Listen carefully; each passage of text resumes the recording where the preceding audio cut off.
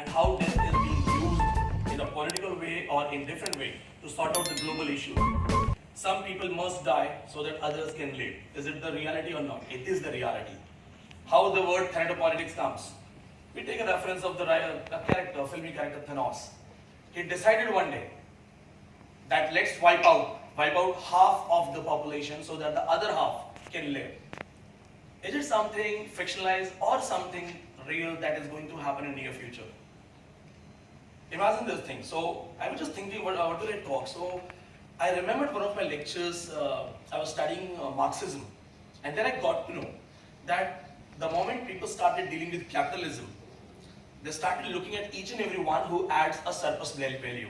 If you are not adding value, you are a waste.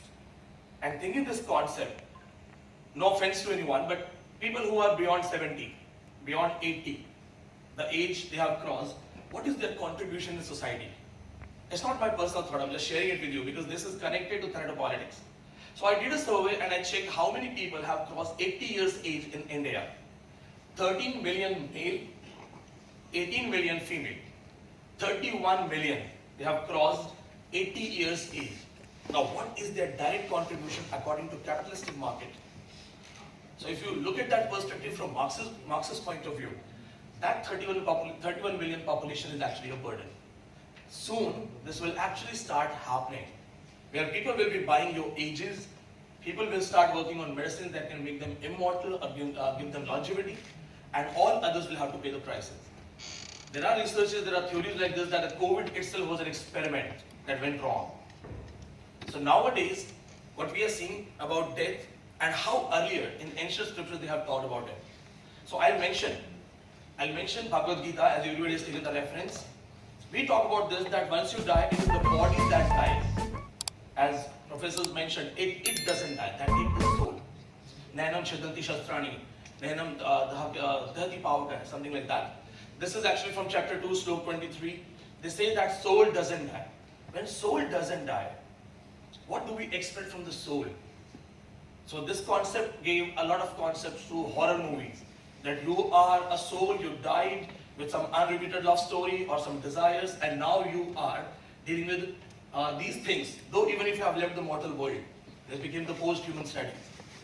What about death? It scares everyone, according to Francis Bacon. As children fear to go to the dark, men fear death. But there are people who welcome it.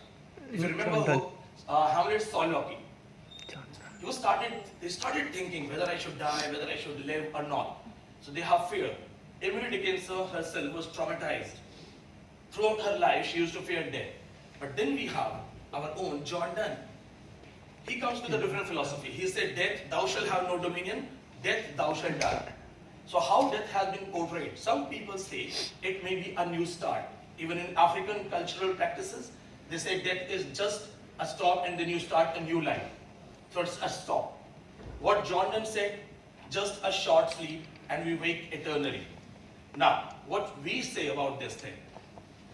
For many of us, we see this thing that death is nothing just an excuse and escape from all the problems. You have seen the rising suicide rates. Sometimes you blame it social media, sometimes you blame others. Japan has one of the most crucial suicide rate, especially at the age of 40s and 50s. Because a lot of people are taking death as an escape. Our cultural practices, I'll give you a reference. If you have heard about Brihad Upanishad, there is chapter 1, section 3, slok 28. Astoma Sargamay, Tamsoma Jyotirgamay, Mrityurma Amritgamay. So when they say Mrityurma Amritgamay, they are talking about the immortality. But what will you do if you're immortal but you are meaningless in this world? Another reference taken from Tennyson. His famous poetry, Thomas, there is a character, he wants to be immortal, and somehow a goddess blesses him with immortality. So being immortal, is it going to be the end of your solutions and desires? No. So what actually mean when you live, what actually mean when you die? So if you're not doing anything, you're already dead. In Paradise Lost, when Eve said that God has told us not to eat this fruit because if we eat, we will die.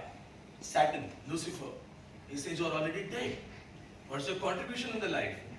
So we must understand death, is it just the end of life because the body has been buried? or death in the living life, where T.S. Eliot talks about this thing in Wasteland. Life in death, death in life. And even in Hindu philosophy, Charvak Darshan, I'll read those lines. Yavat jive sukhe jivat. I'll read this line for you because I did not remember this line. Yavat jive sukham jive, rinam pratya ghatam pivit. Jaise jiyo sukhi jiyo, rinam pratva ghatam pivit. Rin karo, udhar karo, ghee piyo. भस्मी भूतस्य देहस्य शरीर है जल जाएगा पुनर्गमन कुतः और फिर आना है नहीं. So somebody takes it like that just live because it's a short life, and here we get the carpe diem philosophy, make the best of it. So what we talked about this, and Thanatopolitics, the professors already have talked about the necropolitics and biopolitics of Foucault. I am going to talk about this, that death sometimes can become necessary also, and it is going to happen in next coming future. You will be given the options to choose. But we also mentioned euthanasia reference. What if somebody has lived his life, like a famous reference to our teacher, a retired school teacher from Madhya Pradesh.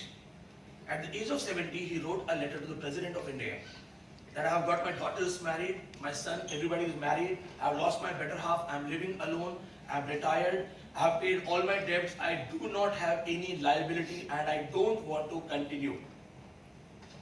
Isn't it a human right?